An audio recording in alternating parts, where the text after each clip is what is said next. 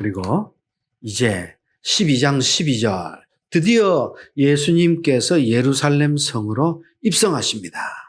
왜 입성하십니까? 십자가에 죽으시기 위해서. 그리고 12장 36절 다 같이 읽어봅니다. 시작.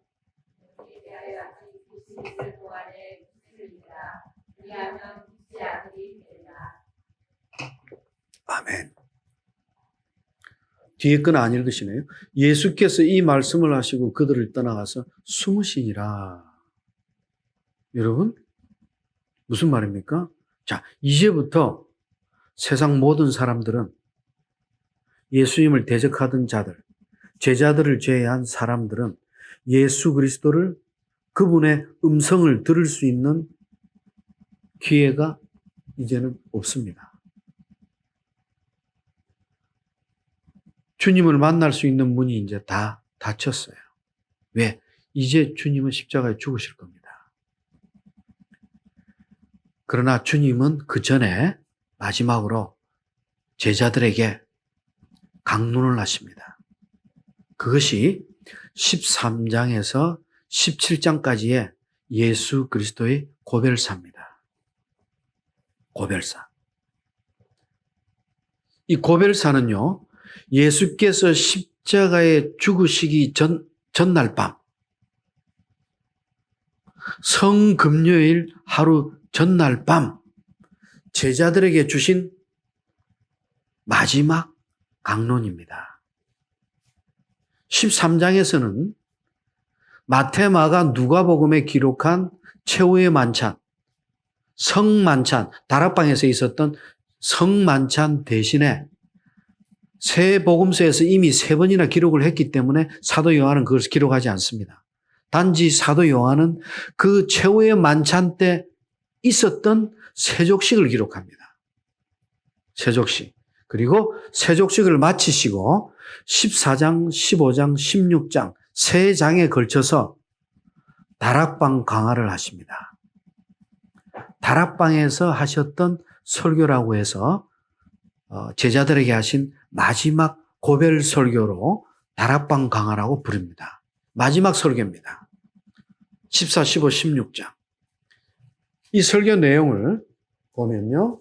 14장 1절. 너희는 마음에 근심하지 말라. 하나님을 믿으니 또 나를 믿으라. 지금 최후의 만찬을 하시고 세족식이 끝나시고 주님은 말씀하신 게 제자들에게 근심하지 말라. 왜? 제자들은 지금 엄청 두려움에 쌓여 있어요. 최후의 만찬을 하시고 세족식을 하시면서 주님은 이제 곧 자신이 죽으실 것이라고 이야기했어요. 너희들이 따라오지 못할 곳으로 내가 먼저 간다고 그랬어요. 5절 도마가 물어봅니다. 주여 어디로 가시는지 우리가 알지 못합니다. 길을 우리가 어떻게 알겠습니까? 우리가 그 길을 알아야 따라가지요. 제자들은 아직 주님의 십자가의 의미를 깨닫지 못하고 있어요. 진리를 아직 모르고 있습니다. 아직 위대하신 선지자예요. 메시아는 메시아인데 메시아가 어떤 분이라는 것을 모르고 있어요. 왜? 지금까지 그런 분이 세상에 오신 적이 없기 때문에. 모르는 게 정상이죠. 예. 도마가 한 질문에 대해서 주님 말씀하십니다. 6절 내가 곧 길이요 진리요 생명이다. 나로 말미암지 않고는 아버지께로 올 자가 없다. 구원의 유일성. 나로 말미암지 않고는 아버지께로 갈 자가 없다. 예수 그리스도 없이는 구원이 없다. 오직 예수. 오직 예수. 예수 그리스도는 하나님 아버지의 진리요, 생명 그 자체입니다. 8절에 빌립이 또 이야기합니다. 주여 아버지를 우리에게 보여주소서. 아버지여 아버지를 우리에게 보여주소서. 9절 주님이 말씀하시죠. 빌립아 이렇게 오래도록 너희와 함께 내가 있었는데 어찌 알지 못하느냐. 나를 본 자는 아버지를 보았거늘. 여러분, 하나님을 만나고 싶으십니까? 하나님을 보고 싶으십니까? 유일한 방법이 있습니다. 우리는 하나님을 직접 만날 수가 없습니다.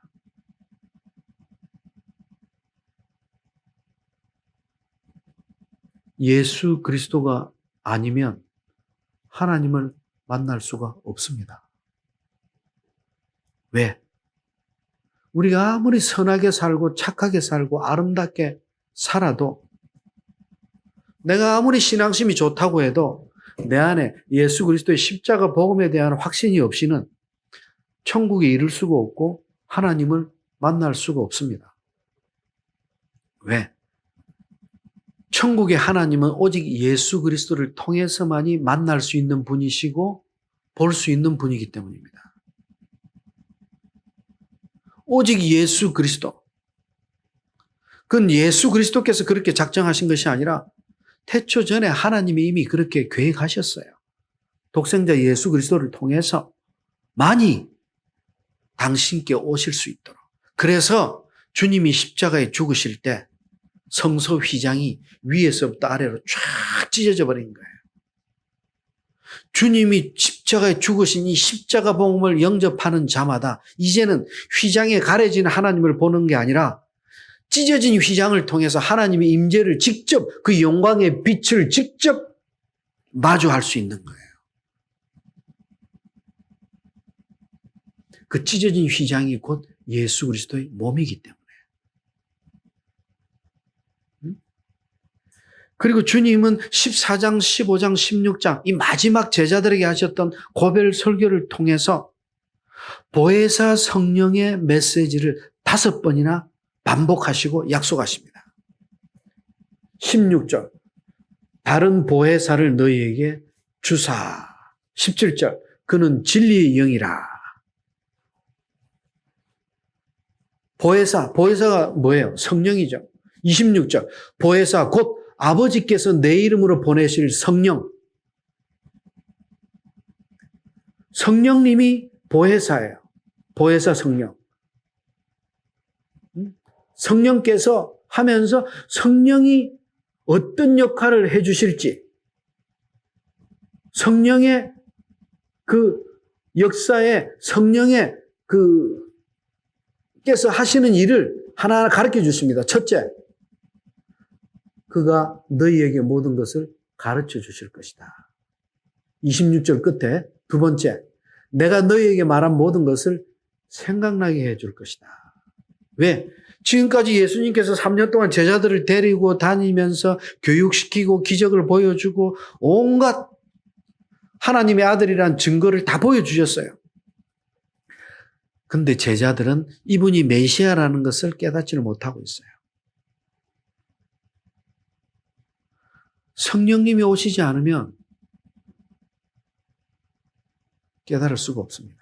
성령의 역사가 없이는.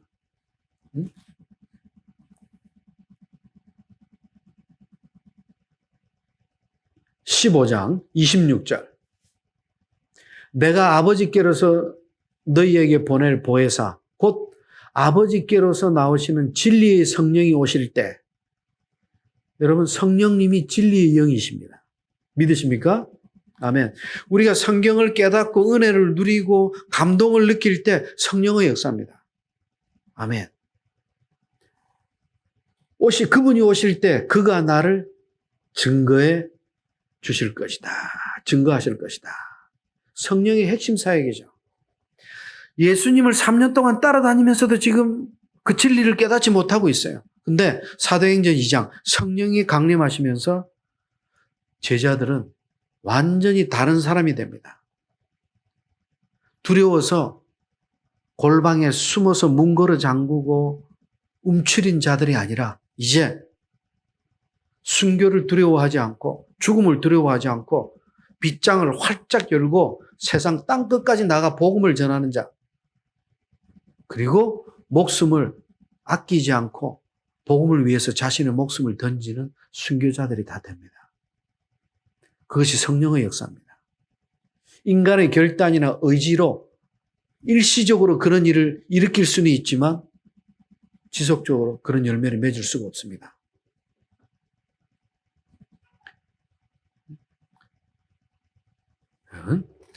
그래서 지금 제자들이 예수님을 깨닫지를 못합니다.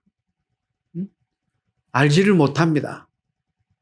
거기에 대해서 예수님은 16장 7절 내가 너희에게 말하노니 내가 떠나가는 것이 너희에게 유익이다. 내가 십자가에서 죽고 부활해서 승천하는 것이 너희들에게 유익이다. 왜? 내가 떠나가지 않으면 보혜사 성령님이 너희에게 오시지 않기 때문이다. 성령님이 오시지 않으면 깨달을 수가 없어요. 주님께서 그 일을 하실 수가 있어요. 그러나 주님의 역할은 복음 그 자체가 전부예요. 그 다음 일은 성령님의 사역이에요. 삼위일체 하나님의 공동사역입니다. 그래서 보혜사가 너희에게 오시지 아니할 것이요. 내가 가면은 그를 너희에게 보낼 것이다. 그래서 13절 진리의 성령이 오시면 너희를 모든 진리 가운데로 인도하신다. 그리고 13절 끝에 오직 듣는 것을 말하시며 장래일을 너희에게 알려주신다. 장래일이 뭡니까? 성경에 기록된 미래에 일어날 일들, 계시들을 이야기하는 거죠. 우리가 요한계시록을 읽고 다니엘서를 읽고 스가랴서를 읽고 에스겔을 읽고 앞으로 일어나게 될 최후 심판의 그날을 깨닫고 알 수 있는 것이 성령의 역사예요. 성령께서 그걸 앞으로 일어날 일을 알게 해주시는 거예요. 성령이 도와주시지 않으면 우리는 성경의 계시를 깨달아 알 수가 없어요.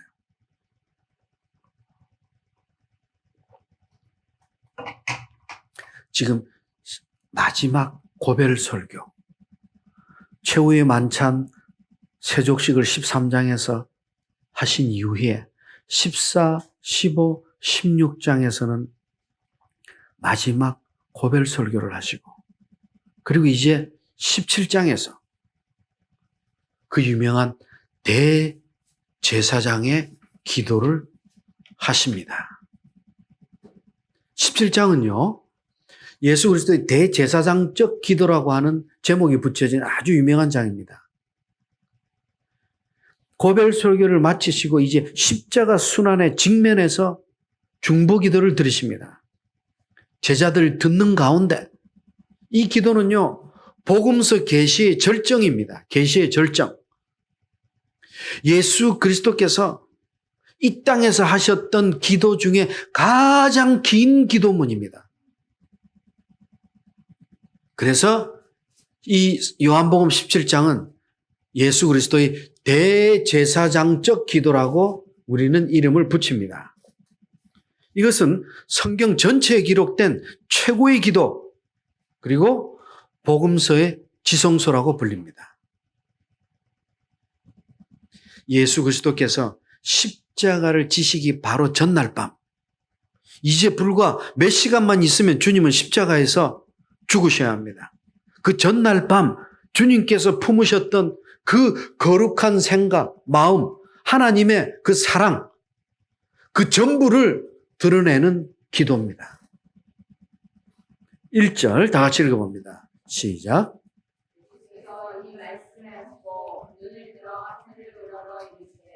아버지여 때가 이르렀사오니 아들을 영화로움에다가 아들도 아버지를 영화롭게 하게 하옵소서. 아멘. 예수께서 이 말씀을 하시고 이 말씀이 뭡니까? 14, 15, 16장의 마지막 고별 설교를 하시고 고별 설교의 마지막 메시지가 뭡니까? 16장 33절 내가 너희에게 이름은 너희로 내 안에서 평안을 누리게 하려 함이라. 세상에서 너희가 환난을 당할 것이다. 그러나 담대하라. 왜냐하면 내가 세상을 이겼기 때문이다. 할렐루야. 여러분, 주님께서 고별 설교를 하신 마지막 메시지는 평강입니다. 내 안에 평강이 사라지고 마음이 무겁고 불안감이 엄습한다면 그것은요, 불안감을 떨치기 위해서 기도하지 마세요. 말씀을 붙들고 내 믿음이 회복되기를 간구하세요. 평강이 떠났다는 것은요, 진리로부터 내가 지금 멀어지고 있다는 증거입니다. 평강이 떠났다는 것은 내 안에 불안감이 들어왔다는 건데, 그 불안감이 들어온 거는 그냥 들어온 게 아니에요. 내가 하나님과 가까이 있고 함께 할 때는 그 불안, 공포, 그것들은 내 안에 엄습할 수가 없어요. 그것들이 이미 내 안에 존재한다는 것은 불안 그 자체가 문제가 아니라 내가 말씀, 즉 진리인 하나님으로부터 점점 멀어져 가고 있다는 것을 증거하는 거예요. 그래서 우리는 항상 무슨 일을 해결하고자 할 때 믿음 안에서 바라봐야 돼요. 감각적으로 생각하시면 안 돼요. 왜 이리 불안할까? 요즘 왜 이리 초조할까? 왜 하는 일마다 이렇게 무거울까? 왜 기쁨이 없을까? 하나님 기쁨을 회복하게 해 주시옵소서. 그게 아니라 진리를 붙드세요. 내가 평소에 가까이 하고 내가 좋아하는 말씀이 먼저 기억이 나면 그 말씀을 먼저 붙드세요. 그럼 묵상하세요.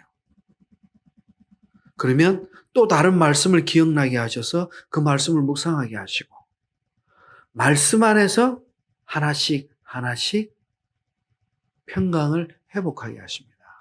아멘. 그리고 회복된 믿음을 가지고 기도하세요. 엄습한 불안으로 초조함으로 이 초조함과 싸우는 그 기도는 능력의 기도가 될 수가 없어요. 불안한데 어떻게 기도가 열매를 맺습니까? 사과 씨를 뿌리면 사과가 맺히죠. 불안이 엄습해 있는데 뭘 가지고 평강을 요구하십니까? 하나님이 강권의 역사로 확 빼앗아가서 평강을 쏙 넣어주길 원하세요? 아니에요. 우리에게 평강을 주시기 위해서 성경을 주셨어요. 진리를 주셨어요. 진리를. 보혜사, 진리의 영.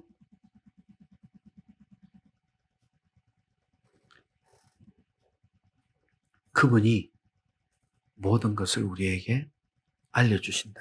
그래서 그 고벨 설교의 마지막은 내가 너희로 내 안에서 평안을 누리게 하려 함이라.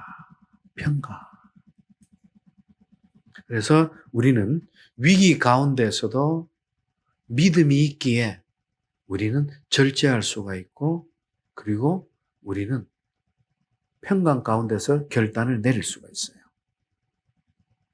위기 가운데서도. 세상에서는 반드시 환난을 당할 겁니다. 그러나 두려워하지 말라. 담대하라. 환난은 피하지 말라. 싸워서 이기라. 환난은 싸우는 방법은 환난과 머리 부딪히고 싸우는 게 아니에요. 환난이 와도 환난을 두려워하지 말고 환난 자체를 인정하세요. 받아들이세요. 그리고 환난 가운데서 그냥 내가 평상시 하던 대로 내 일을 진행하면 돼요. 그것이 싸우는 모습이에요. 도망가는 게 아니라. 왜 그럴까요? 주님께서 이미 세상을 이기셨기 때문에. 네, 이기셨기 때문에. 이 말씀을 하시고 하늘을 우러러 이르시되 아버지여 때가 이르렀사오니 아버지여 헬라어로 파테르 아버지여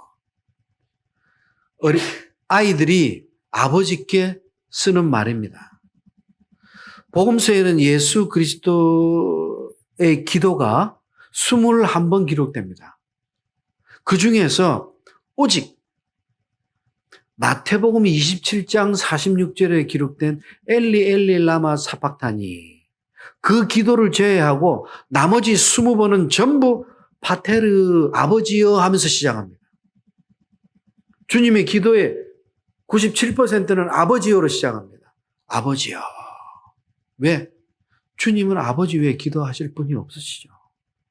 아버지요. 주님의 기도의 근원이시죠. 아버지요. 그것은 주님과 성부 하나님이 한 분이라는 것을 증거하는 거예요. 네. 때가 이르렀사오니, 때는 무슨 때입니까? 예수 그리스도 십자가 고난의 때.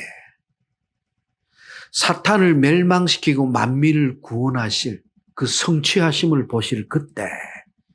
예수 그리스도께서 BC와 AD로 나뉘어지는 역사의 분기점이 되시는 그때. 드디어 그때가 다가왔습니다. 이젠 예수 그리스도께서 십자가에 죽으시고 무덤에서 사흘 동안 침묵하셔야 할 때입니다. 그리고 이어서 부활 승천하실 그때가 코앞에 다가왔습니다. 그래서 1절 하반절, 때가 이르렀사오니 아들을 영화롭게 하사 아들로 아버지를 영화롭게 하옵소서.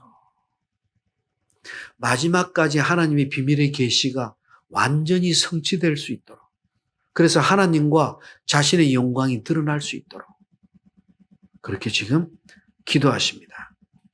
실제로 보면 예수 그리스도 당시에 2000년 전의 십자가는 공포와 고통의 상징이었어요. 인간의 죄 중에 가장 악한 죄를 골라서 십자가에 매달아 처형했어요. 아주 잔인한 그 사형법입니다. 죄악의 상징이죠, 십자가 자체는. 그러나 예수 그리스도께는 영광의 수단이 됩니다. 십자가를 통해서 하나님의 영광이 드러나기 때문입니다. 3절, 영생은 곧 유일하신 하나님과 그 보내신 자 예수 그리스도를 아는 것입니다. 이게 참 신비한 메시지입니다. 영생이라는 것은 영원히 빛을 발하는 그 기간을 이야기합니다. 끝이 없는 그 기간을 이야기합니다. 영생, 영원한 생명이라는 뜻도 내포하고 있죠. 영생. 근데 그 영생이 어떤 이론적인 게 아니에요. 단순한 지식이 아니라 예수 그리스도에 의해 계시된 지식, 즉 복음을 통해서 하나님과 연합되는 것이 영생이라는 거예요. 이 영생을 얻고자 하면 예수 그리스도를 만나지 못하면 영생을 얻을 수가 없어요. 영원한 생명, 천국의 생명, 이 영생이 영원한 생명이라는 뜻이 아니라 예수 그리스도를 만나고 예수 그리스도를 아는 거예요. 예수 그리스도와 연합이 없이는 영생이 의미가 없습니다. 이것은 우리의 노력이나 우리의 자력, 우리의 공로를 통해서 영생을 얻을 수 없다는 것을 이야기합니다. 오직 하나님의 은혜, 예수 그리스도의 십자가입니다. 오직. 그래서 4절, 아버지께서 내게 하라고 주신 일을 내가 이루고 아버지를 세상에서 영화롭게 하였사오니, 즉 십자가를 통해서 자신의 생명을 주고 대신 내어주고 부활을 통해서 하나님의 형상대로 택하신 그 거룩한 자들을 다시 회복시키고 살리신다. 마지막 날에는 최후의 심판으로 영원히 천국과 지옥으로 구별하실 것이다. 여러분, 지금 17장은 예수 그리스도의 대제사장적 기도인데요. 1절부터 5절까지는 예수 그리스도 자신을 위한 기도입니다. 자기 자신을 위해서 지금 기도를 하고 있어요. 그리고 6절부터 19절은 지금 다락방에 같이 있는 제자들을 위한 기도입니다. 제자들을 위한 기도. 9절에 보세요. 내가 그들을 위하여 비옵나니 내가 비옵는 것은 세상을 위함이 아니요 내게 주신 자들을 위함입니다. 15절 내가 비옵는 것은, 20절 내가 비옵는 것은, 내가 지금 성부 하나님께 기도하는 이유는 하고 3번이나 이야기합니다.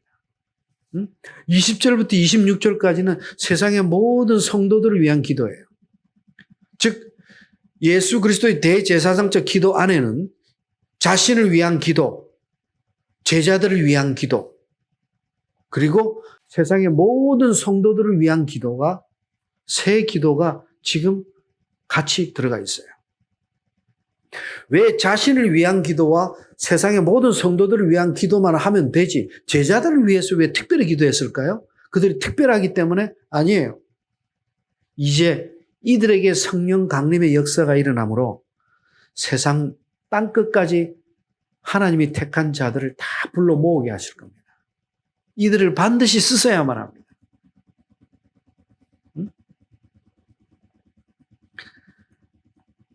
우린 예수 그리스도의 생명을 받았기 때문에 이기는 자들이다. 그래서 주님은 고별설교 마지막 절에서도 16장 33절에서도 환난을 당하나 담대하라. 내가 세상을 이겼다. 이겼다. 우리는 비록 죄인으로 태어났지만 믿음을 통해서 우리는 주님과 함께 최후의 승리자로 우뚝 섰습니다. 우리는 반드시 승리합니다. 무슨 일을 하든 우리는 거룩하게 살아갈 겁니다. 살아갈 겁니다. 6절부터 19절까지는 제자들을 위한 기도인데요. 왜 제자들을 위해서 이렇게 기도를 하셔야만 하는가? 그것은 아직 제자들이 진리를 깨닫지 못하고 있고 믿음이 너무 연약하기 때문입니다. 주님께서 이 땅을 떠나시는 것은 제자들에게는 엄청난 위기가 될 수 있습니다. 아직 완전히 교육시키지 못했어요. 지난 3년 동안 교육에도 불구하고 주님이 이제 십자가에 죽으실 때 이들은 대부분이 다 도망가게 될 겁니다. 그리고 골방에 숨어서 문 잠그고 오돌오돌 떨고 있을 거예요. 주님은 다 알고 계세요. 그래서 성령 강림의 역사를 통해서 이들이 변화되기를 지금 기도하고 계신 거예요.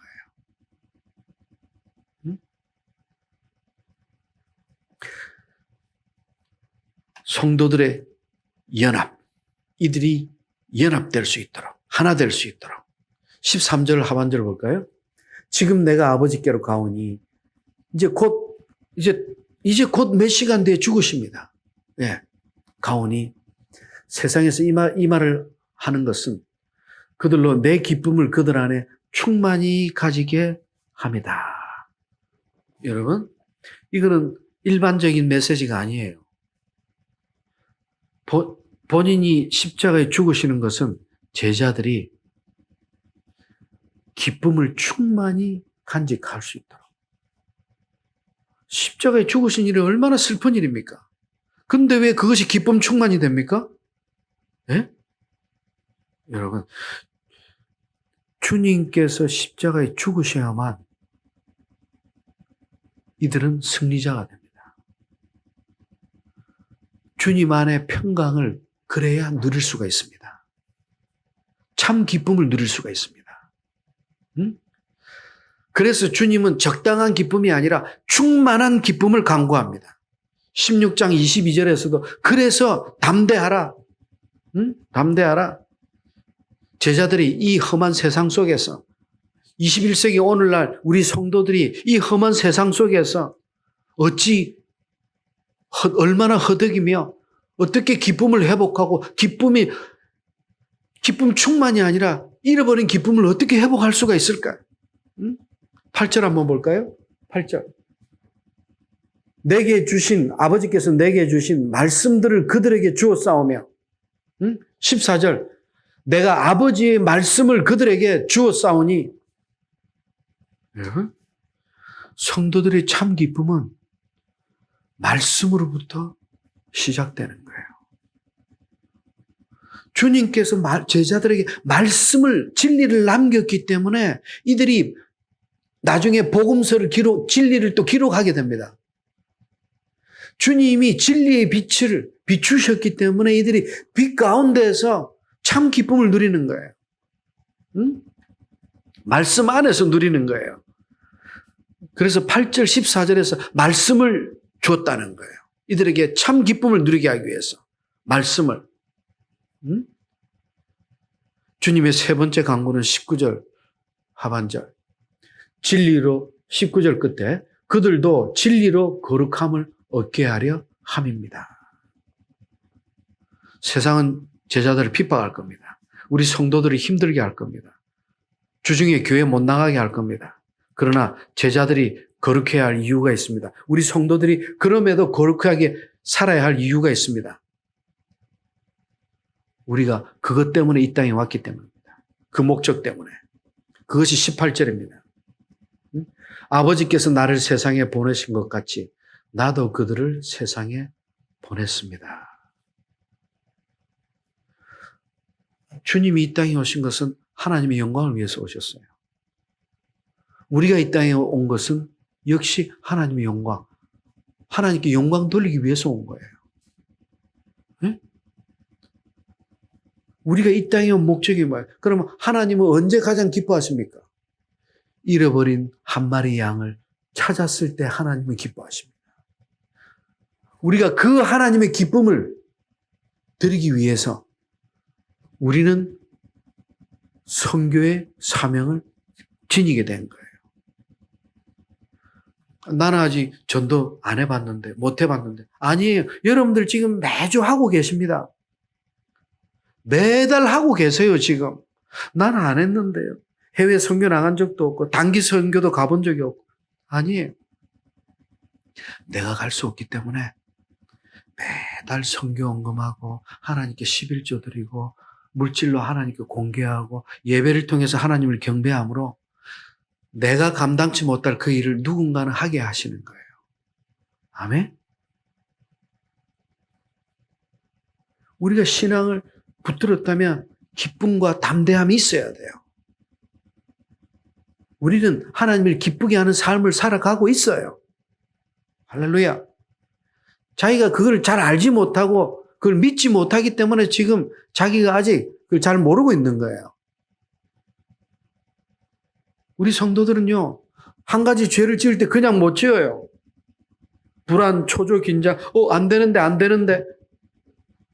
그래서 돌아섭니다.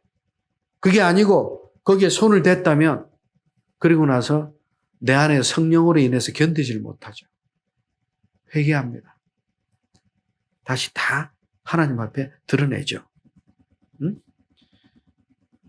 주님이 곧 진리의 말씀이십니다. 그분이 우리에게 남기고 가신 것 또한 빛 대신 말씀입니다. 그래서 힘들어하고 지쳐가는 성도들의 아까도 말씀드렸다시피 그 첫 번째 원인이 말씀으로부터 멀어지고 있는 거예요. 틀림없습니다. 그래서 기도할 때도 기도를 그렇게 했는데도 답답하고 막 무겁고 힘들어요. 진리 없이 기도했기 때문입니다. 기도도 말씀으로부터 시작되는 거예요. 내가 어떻게 기도할지 말씀을 통해서 방향을 잡아주십니다. 무엇을 기도해야 될지 진리를 통해서 알게 하십니다. 아멘? 그래서 우리가 기도할 때 맹목적인 기도가 아니라 먼저 진리를 먼저 붙드세요. 살아계신 하나님을 먼저 보면서 그분의 음성을 통해서 진리를 통해서 어떤 기도를 해야 할지 그 계시를 응답받고 그 하나님의 뜻 안에서 기도하실 때 반드시 성취됩니다. 아멘. 아멘. 응? 아멘. 20절부터 26절은 모든 성도들을 위한 주님의 기도입니다. 20절 내가 비옵는 것은 이 사람들만 위한 것이 아닙니다. 제자들만 위한 것이 아닙니다. 응?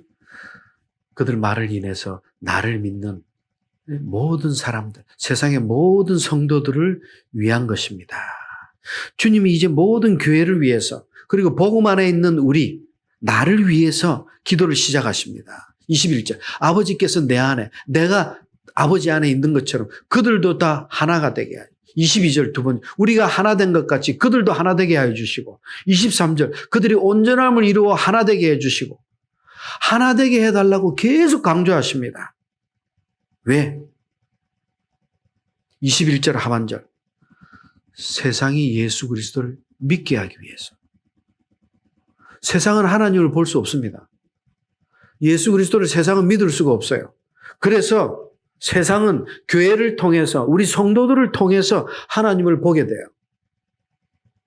그래서 우리가 먼저 하나 되지 않으면 세상이 우리를 보고 하나님을 믿을 수가 없습니다. 우리가 먼저 거룩해야 되는 이유가 여기서 나옵니다. 우리가 그리스도 안에서 우리가 먼저 하나 돼야 돼요. 우리는 주님을 통해서 하나님을 보지만 세상은 주님을 볼 수가 없어요. 세상이 주님을 보기 위해서는 세상은 우리를 통해서 주님을 보게 됩니다. 그래서 우리는 하나가 돼야 돼요. 진리 안에서, 그리스도 안에서 하나가 돼야 돼요. 그래서 세상을 위한 기도에서는 하나가 되게 해달라고 그렇게 기도하십니다. 응? 예수 그리스도께서 십자가에 잡히시기 전날 밤, 바로 전날 밤 주님께서 강구하신 마음과 생각의 전부가 바로 요한복음 17장 이 기도입니다. 이것이 대제사장적 기도입니다. 우리 이를 통해서 하늘에 계신 성부 하나님과 성자 예수님의 두 분의 대화를 직접 들을 수가 있습니다. 성경에는요, 650편 이상의 기도가 기록이 되어 있어요. 이 기도 중에서 가장 위대한 기도, 하나님과 하나님이 직접 나누시는 대화의 기도, 그 감격적인 기도, 하나님의 아들께서 이 땅에서 하나님께 직접 드린 그 기도, 최상의 기도. 이 기도는 2000년 전 그리고 지금 우리를 위해서 그리고 내 안에서 살아서 역사하시는 기도입니다.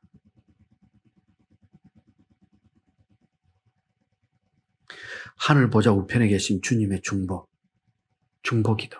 이 기도는 지금 이 순간도 그리고 우리가 지금 이번 한 주간 살아가는 힘 그리고 성령의 열매들 그 모든 것들이 하늘 보좌 우편에 계신 주님의 중보를 통해서 일어나고 있습니다.